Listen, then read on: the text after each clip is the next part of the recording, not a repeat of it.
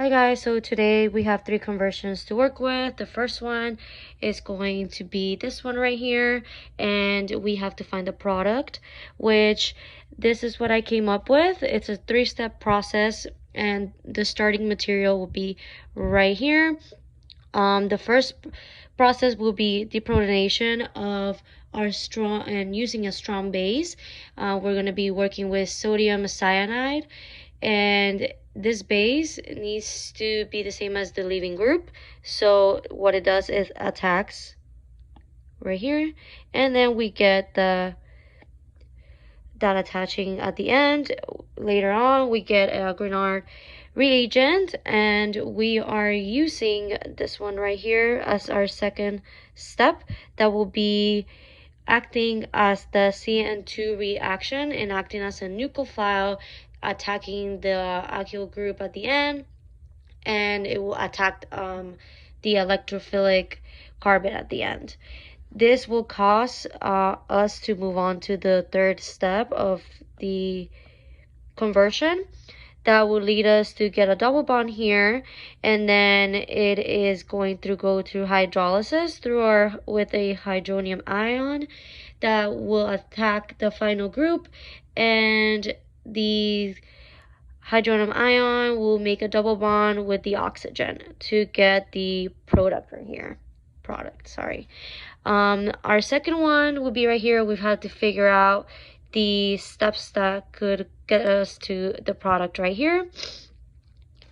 And we start off with the starting material right here, and I decided to go ahead and choose magnesium as our Grignard reagent that will be attacking the end, and we will get MgBr at the end of this cyclic compound, and this will be another three-step process, and then this will also cause the oxygen to come in here on another step, and this will be the deprotonation, and then at the end we get again hydrolysis to attack at the end to get an alcohol, and this will be the product. For the third problem, we have this right here, which we have to figure out which substrate will work using oxygen 18. So if it's either going to be an amide or an ester. So this one was a little more complicated. I really wasn't really too sure how to go about it, but this is what I ended up doing with the mechanism. Starting off by naming the starting material, and which was N-methyl acetamide, and working with the two of them. This is the mechanism that we got. I am not 100% sure if this is right and if I got to acetic acid correctly. This would be my muddy point. I don't know if I used the correct reagents in this process, so I feel like I messed up and used the wrong ones. And here is the other one as well. This would be for this one right here, so right here. And so my conclusion for this, I was basically saying that the amide bond will break away easily as compared to the ester bond, because nitrogen is less electronegative than oxygen, so that makes the carbon nitrogen bond in these reactions to break away easier than the carbon oxygen bond.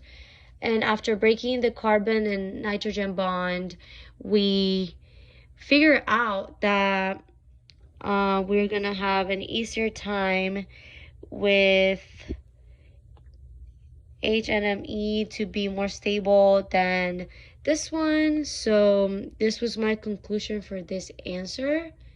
OME is unstable in nature, so it will be an immediate combination with carbon and form an ester.